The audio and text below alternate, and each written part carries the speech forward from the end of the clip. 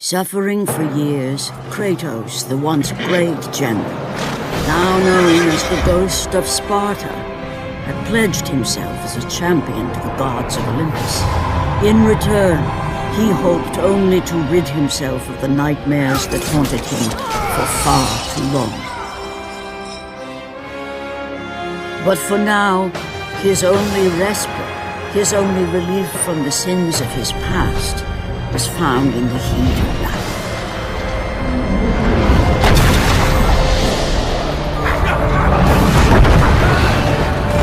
And on this day, Kratos had been called upon by the gods to confront an unthinkable evil, unleashed on the city of Attica by the invading Persian army.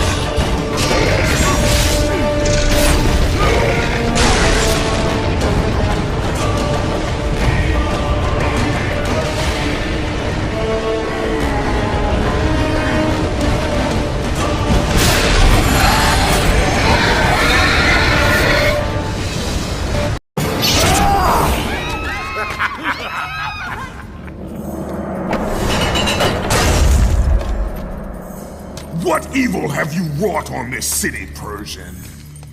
Evil? It is not evil that I bring, Spartan. I bring the might of Persia and the sacrament of purification. As we speak, my basilisk cleanses this land so that it may embrace the glory of the Persian Empire. Olympus has sent a message, and I am here to deliver it. Then you are just a messenger. So take this message back to your little gods. It will take more than a pathetic Spartan to stop the power of the Empire.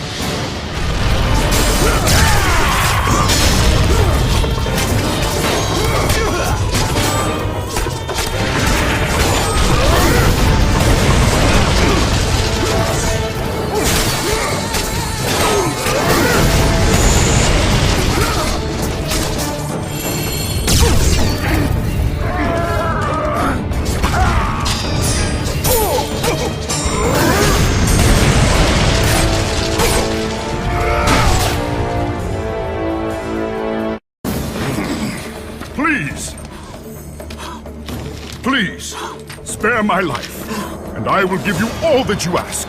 You have nothing I want, Persian. Take my kingdom, my women, my gold. I won't take your riches, but I will take your life.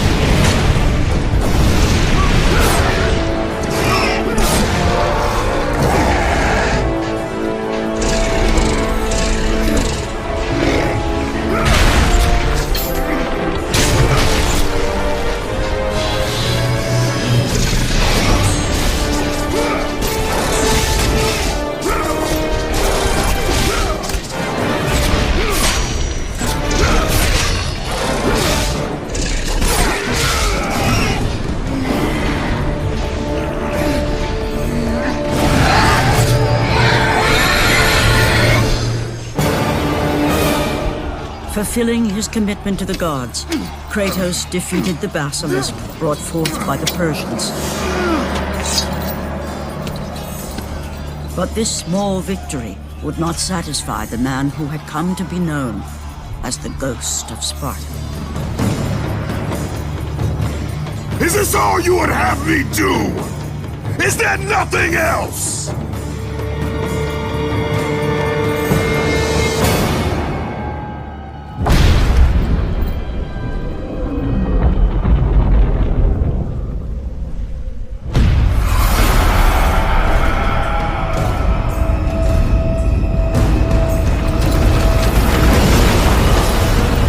Seeing the sun plummet through the sky and the world plunge into darkness, Kratos knew this was not a sign from the gods. What treachery is this?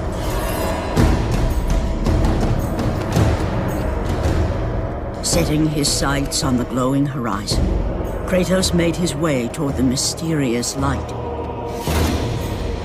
But there was more afoot than Kratos could possibly know.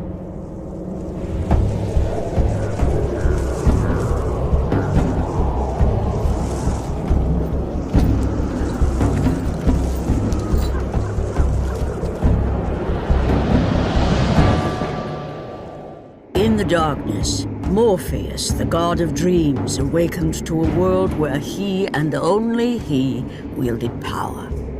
The land was slowly overrun by a black fog that engulfed everything it touched.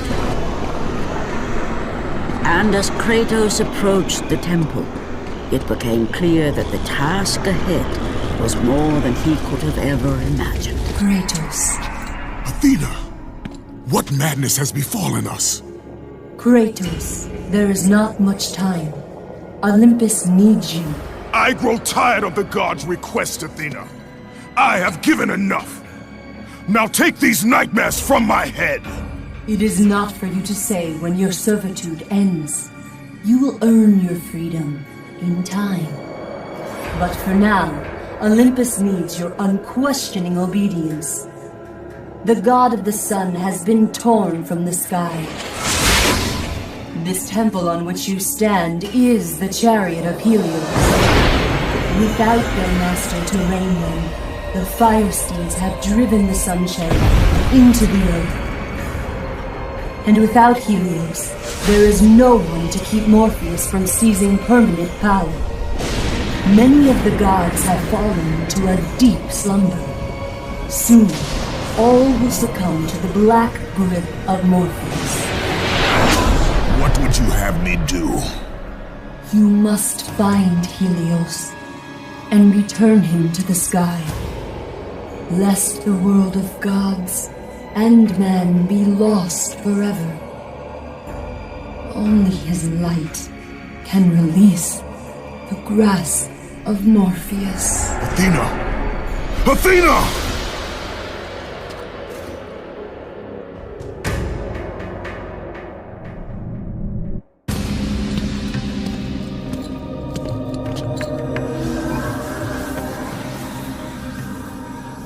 I am grateful you have come, Ghost of Sparta.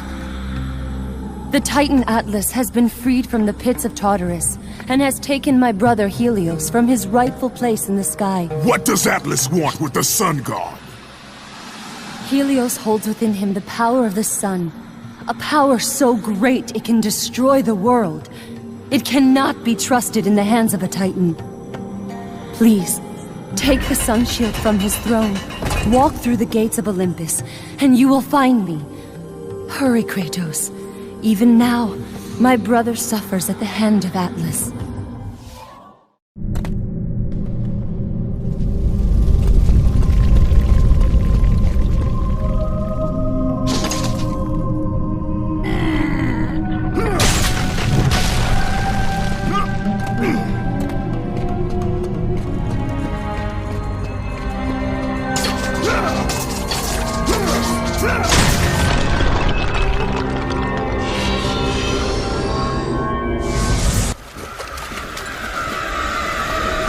As Kratos entered the cave, Eos, goddess of dawn and sister to Helios, sat above him, visibly weakened by the absence of the sun. All glory be to Lord Zeus for granting you safe passage to me. The king of the gods does not aid me, Eos. I am but a slave to Zeus and Olympus. Save my brother Kratos, and he will convince Zeus to release you and rid you of the horrors of your past. I give you my word. The gods have broken their word to me many times. Forgive me if I find it hard to believe your promises. Be that as it may, Kratos. The primordial fire is almost out. Without Helios, the life-giving light of the world cannot be sustained. If you do not find him, only darkness and death awaits all of us. Where has Atlas taken him? I do not know, Kratos. Follow the passage out of the cave. Retrieve the fire and it will light your path to the remaining steeds. They will guide you to their master. They will take you to my brother. May you go with the speed of Hermes, ghost of Sparta.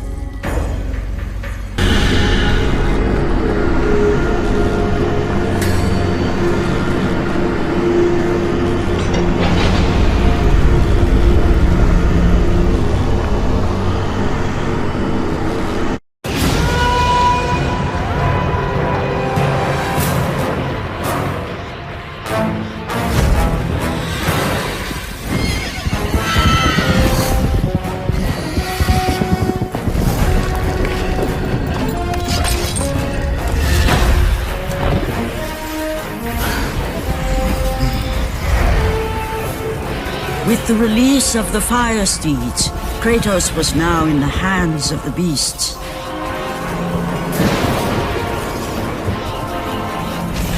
And where they would take him, he did not know.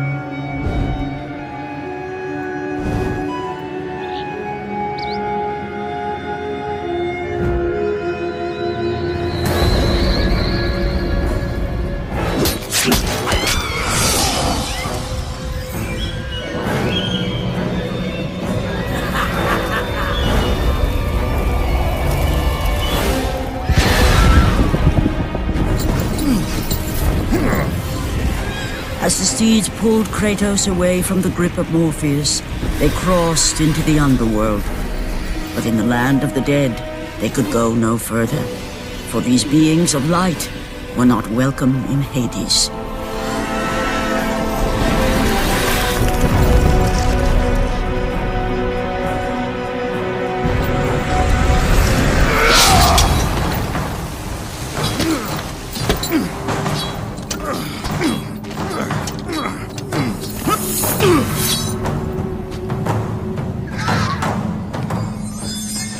Kratos found himself on the very edge of Hades, the land where no mortal had set foot.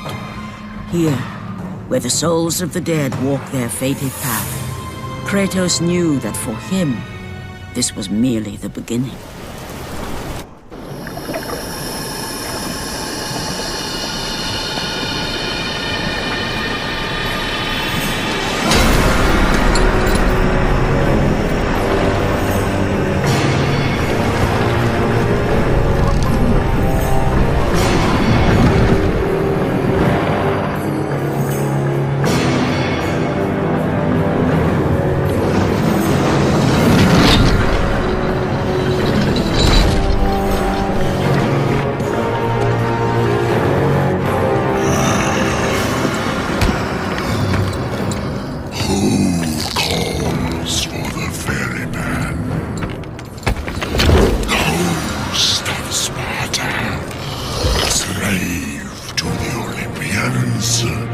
I am a slave to no one, Charon.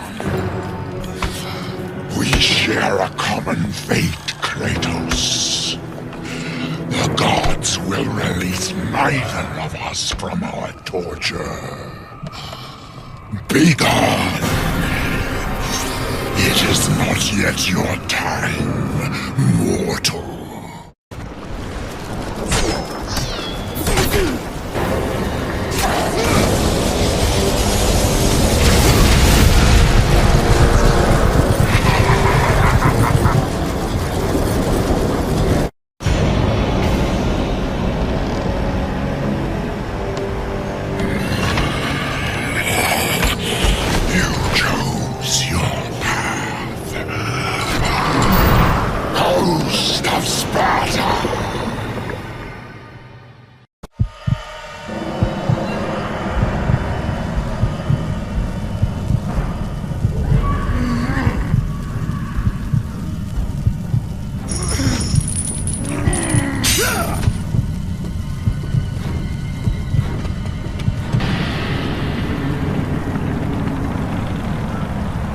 Kratos saw before him the remnants of the old rulers of Earth, the mighty Titans. Defeated by the gods and enchained in the depths of Tartarus, they suffered their unjust penance. And for their torment it was well known that these immortal beings hated the Olympians with immeasurable fury.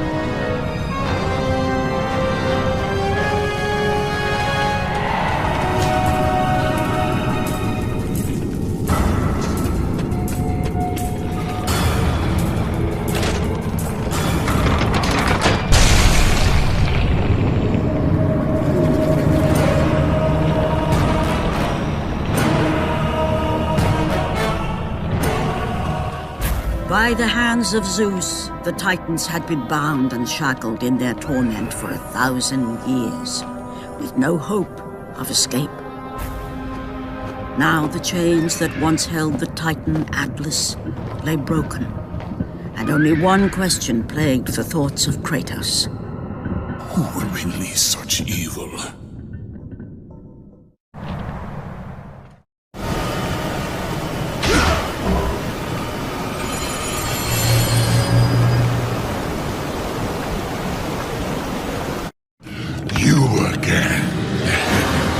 Of Tartarus would not hold Atlas, and they would not hold me either.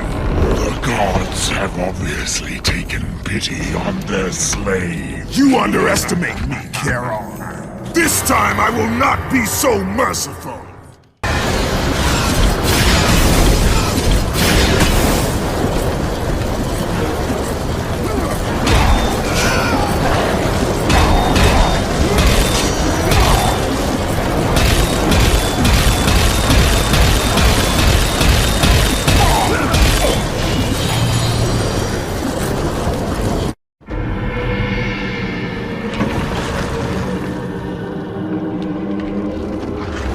Having defeated Charon, Kratos journeyed deeper into Hades and closer to his goal.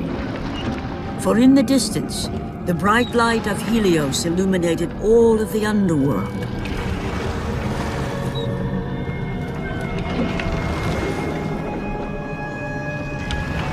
But something on the shore caught his attention. And to Kratos, it almost seemed an apparition. Calliope! Upon seeing his daughter, Kratos realized that all that he had been working for, all that he had wanted, was within reach. Years of service to the gods had not delivered him from his pain, never had it eased the burden of his past. And now, Calliope was found. Calliope!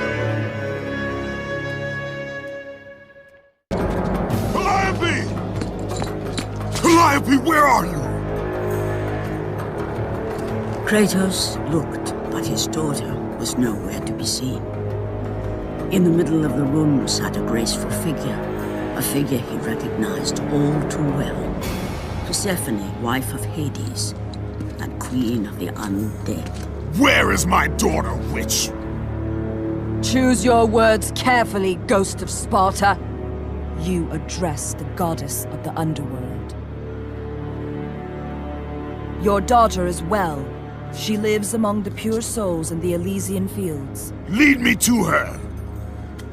Have you forgotten, Kratos? The Olympians need you. They slumber at the hand of Morpheus. I have faithfully served the gods, yet they do not give me what I ask. I grow weary of their demands. The gods on Olympus failed me too, Kratos. I was betrayed by Zeus and tricked by my husband Hades. Now I am to stay in the underworld as Queen of the Dead, to serve the fallen and care for them as my own children. Persephone! I demand to see my daughter! As you wish. If Calliope is your true desire, I can help you. But be warned, Ghost of Sparta. The world of man will suffer because of your choice. I care little for the world and its suffering! Where is she? If you are to see your daughter again, you must become worthy of Elysium. Cast your weapons at the Forsaken Tree, and let it release the evils of your past. Only then will you be free of your sins, and be granted passage through the divine gates.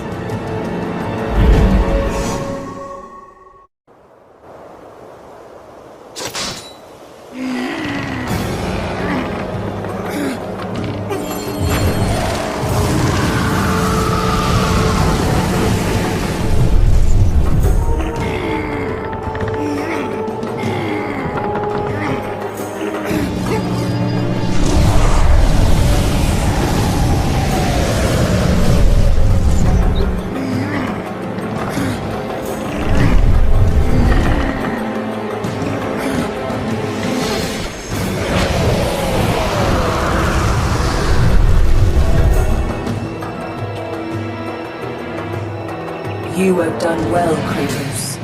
Walk through the portal and find the one you seek.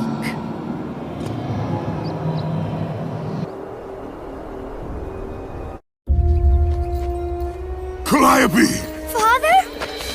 My child. Why did you go? I am here now, child. And I will not leave you again.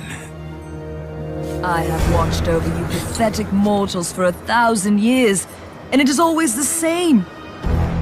Serving yourself before the needs of others has always been your flaw.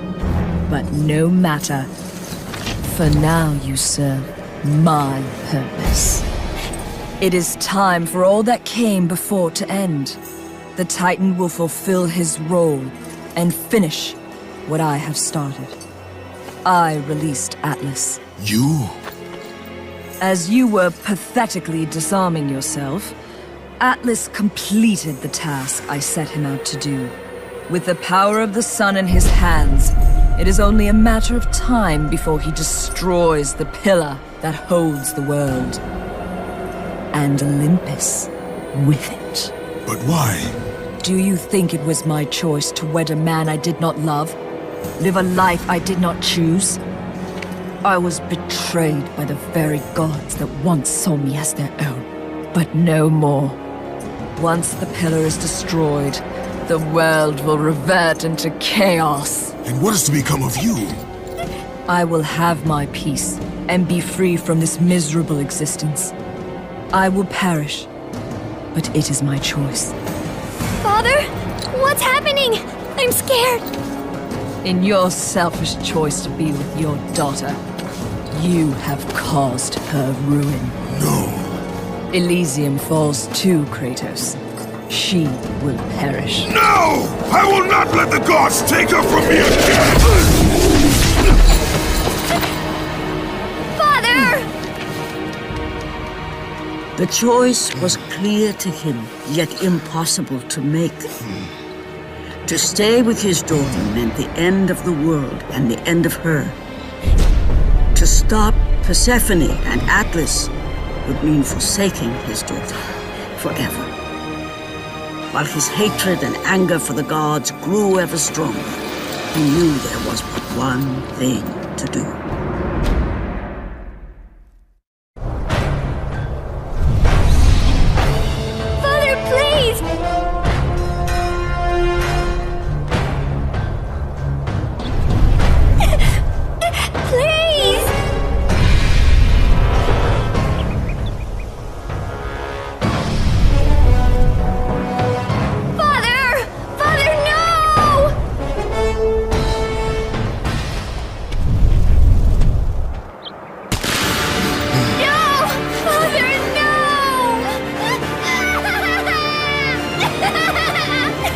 At that moment, Kratos knew his destiny was not with Calliope. The fates were never that kind.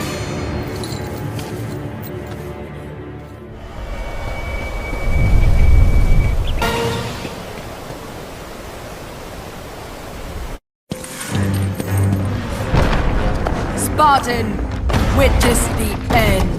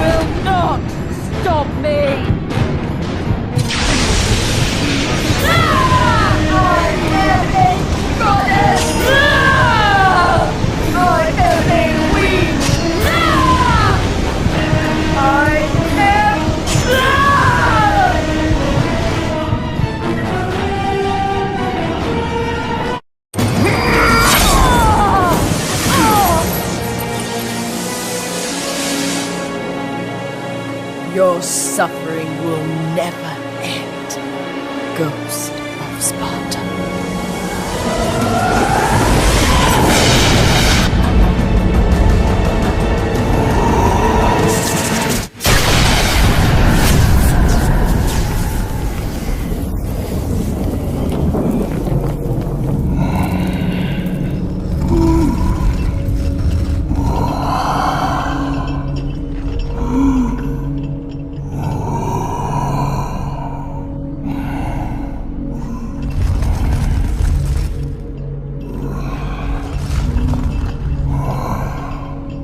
Perhaps you believe the Olympians will help you. But I ask, where are your gods now, Kratos?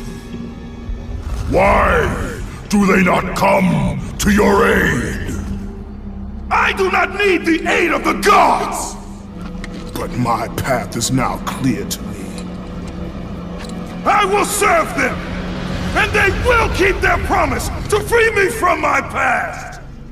I ask you, Spartan, what good is the promise of an Olympian? It is all I have, Atlas! We will meet again, Spartan. The fates have deemed it. One day, you will regret what you have done here. The mighty Atlas was left enchained, cursed to forever hold the world on his shoulders. Greater penance than even Zeus himself had placed on the Titans. The fate of Atlas had been sealed, and the goddess Persephone was no more. Kratos had saved mankind, but that mattered little to him. By forsaking his daughter, he had abandoned the only person he ever cared for. What he had long sought and finally found was now forever lost.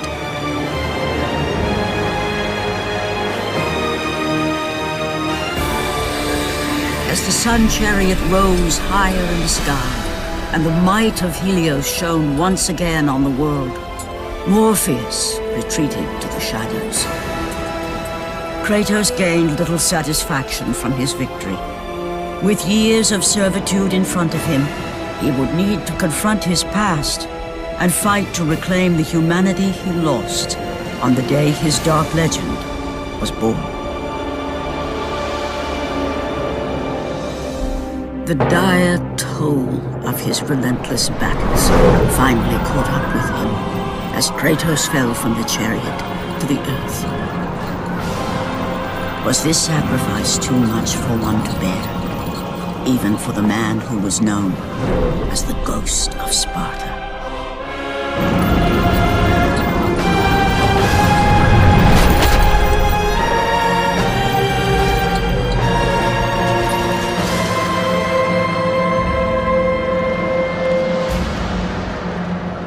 He has again served us well, Athena. He is a remarkable mortal. He is weak. Shall we help him? He'll live. They must.